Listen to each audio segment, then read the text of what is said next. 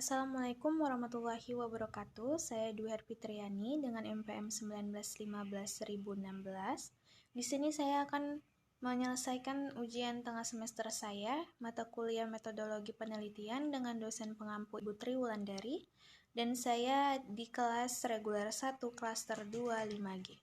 Berikut saya akan menjelaskan tentang PowerPoint yang telah saya siapkan.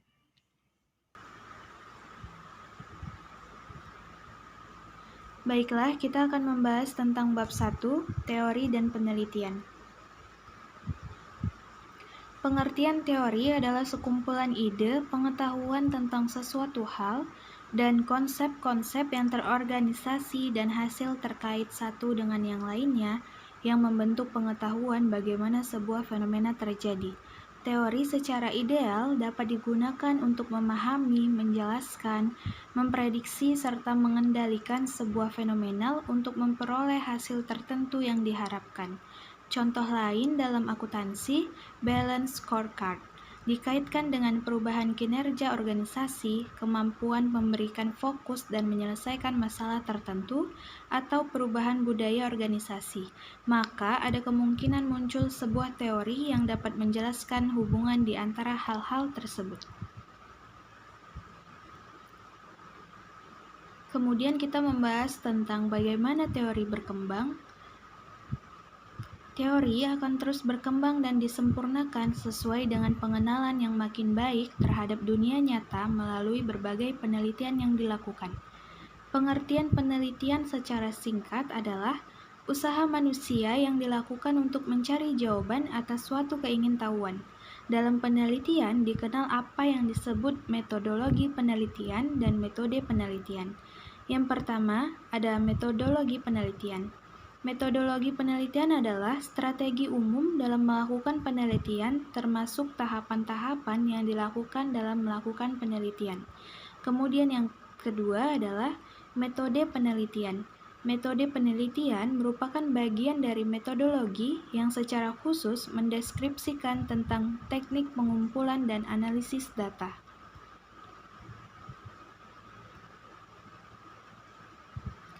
Kemudian, penelitian ilmiah dan non-ilmiah. Ternyata, tidak ada jaminan pasti bahwa penelitian ilmiah akan menghasilkan temuan yang lebih baik atau bermanfaat daripada penelitian non-ilmiah. Suatu penelitian dikatakan ilmiah apabila memenuhi beberapa kriteria, yaitu yang pertama, purposive. Suatu penelitian dikatakan ilmiah apabila ia memiliki tujuan yang jelas dan spesifik tentang apa yang hendak dicapai dari penelitian tersebut. Kemudian kedua, sistematik. Suatu penelitian dikatakan ilmiah apabila langkah-langkah yang diambil dalam melaksanakan penelitian tersebut terstruktur dengan baik. Ketiga, logik. Berarti setiap langkah yang diambil dalam melaksanakan penelitian tersebut dapat dijelaskan sehingga dapat diterima secara nalar apa alasan-alasan dalam memilih tindakan-tindakan tersebut.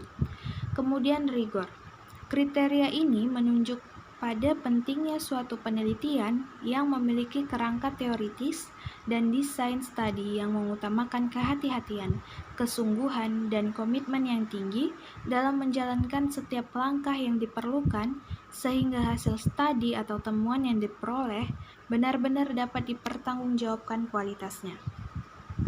Dan kemudian ada replicable. Suatu penelitian dikatakan ilmiah apabila jika penelitian tersebut diulang dengan langkah-langkah yang sama, maka temuan yang diperoleh juga akan serupa.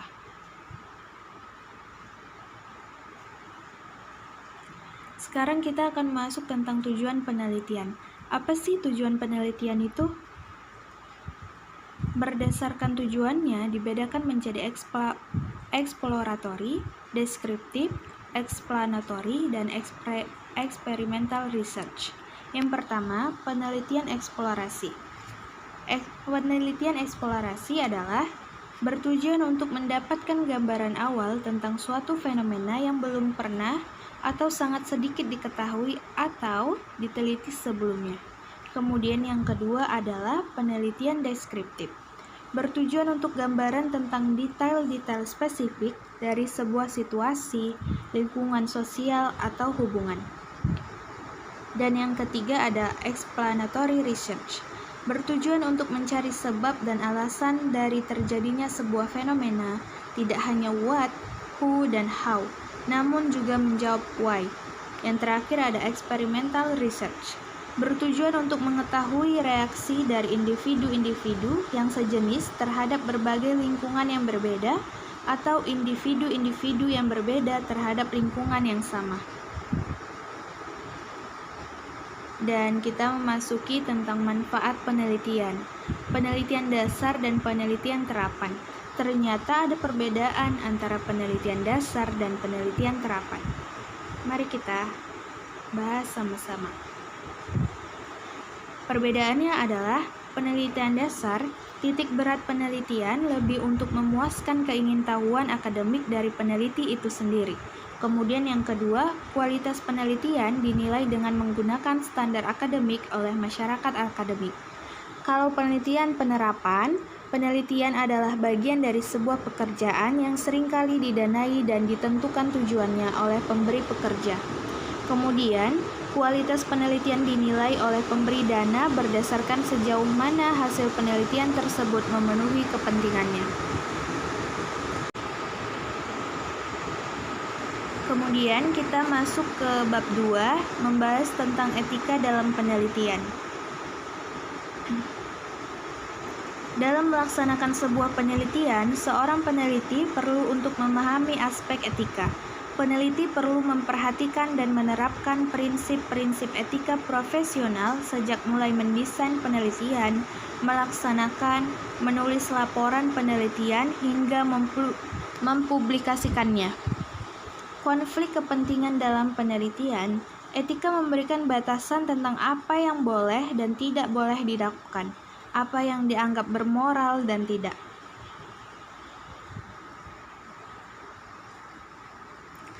Etika dan hukum formal. Batasan etika tidak selalu sama dengan hukum formal. Belum tentu yang tidak melanggar hukum formal atau legal pasti etis. Sanksi yang timbul atas tindakan yang tidak etis dapat bervariasi mulai dari sanksi formal yang diterapkan oleh institusi yang bersangkutan. Misal, sanksi oleh universitas berupa skorsing, pengguguran nilai, dikeluarkan dari universitas, dan sebagainya. Ada banyak contoh-contoh tindakan tidak etis yang sering terjadi dalam penelitian. Contoh tindakannya seperti yang pertama, mengutip pernyataan orang lain tanpa pengakuan yang layak. Kedua, mengajukan pertanyaan interview yang tendensius atau mengarahkan atau menjebak agar data yang diperoleh sesuai kehendak peneliti. Ketiga, tindakan menghapus data yang tidak sesuai dengan kehendak peneliti secara semena-mena. Keempat, tindakan memanfaatkan hubungan dengan responden untuk keuntungan pribadi peneliti di luar sepengetahuan responden yang bersangkutan. Kelima, tindakan menciptakan data diri.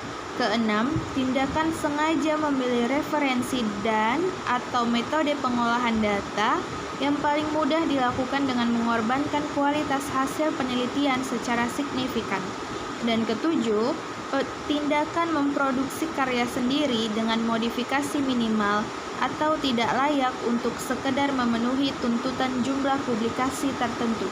Dan yang terakhir ada tindakan menggunakan data-data rahasia dari pelaku objek penelitian untuk penelitian lain di luar yang diketahui pelaku tersebut.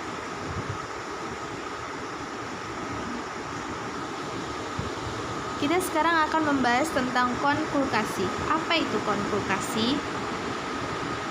Aspek etika juga merupakan hal penting yang harus dapat menjaga keseimbangan antara kepentingan-kepentingan pengembangan sains, sponsor penelitian, pelaku dari objek yang diteliti, serta masyarakat luas. Beberapa hal yang perlu diperhatikan oleh peneliti agar etika penelitiannya terjaga antara lain plagiarisme, kejujuran dalam penelitian, perlindungan terhadap identitas pribadi dari pelaku objek penelitian, akses ke objek penelitian, independensi penelitian, pelecehan terhadap pelaku objek penelitian, dan informasi yang dimiliki pelaku objek penelitian tentang konsekuensi penelitian yang dilakukan. Kita sudah memasuki bab 3. Di bab 3 ini kita akan membahas tentang berbagai pendekatan dalam penelitian ilmiah. Kriteria pengetahuan yang ilmiah dan tidak adalah sebuah perdebatan klasik yang melingkupi perkembangan ilmu alam atau pasti dan ilmu sosial, termasuk manajemen dan akuntansi sejak lama. Dua pendekatan dalam penelitian ilmiah. Secara umum, dapat dikatakan ada dua pendekatan dalam penelitian ilmiah, yaitu pendekatan positivis atau kuantitatif dan alternatif atau kualitatif. Kedua pendekatan tersebut memiliki filosofi berpikir yang berbeda tentang ontologi, epistemologi, dan asumsi sifat manusia. Apa itu ontologi? Ontologi dalam pandangan positivis menyatakan bahwa realita memiliki struktur yang konkret dan independen terhadap pemahaman manusia. Realita sosial sebagai fenomena objektif. Sebaliknya, alternatif cenderung memandang realita di sekeliling kita terdiri dari seperangkat label dan konsep. Bacanya simbol-simbol yang diciptakan oleh manusia sendiri dalam benak mereka untuk menolong mereka memahami fenomena-fenomena yang terjadi dan kemudian makna pribadi dan realita tersebut dinegosiasikan bersama oleh individu-individu yang terlibat, atau realitas sosial sebagai fenomena yang subjektif. Positivis dan alternatif juga memiliki pandangan yang berbeda tentang sifat manusia dalam berhubungan dengan lingkungannya. Positivis memandang bahwa perilaku dan pengalaman manusia sangat dipengaruhi dan dibatasi oleh lingkungan eksternalnya. Sebaliknya, alternatif memandang bahwa manusia secara potensial adalah makhluk yang memiliki otonomi dan berkehendak bebas sehingga dalam batas tertentu mampu mempengaruhi dan menciptakan lingkungannya sendiri.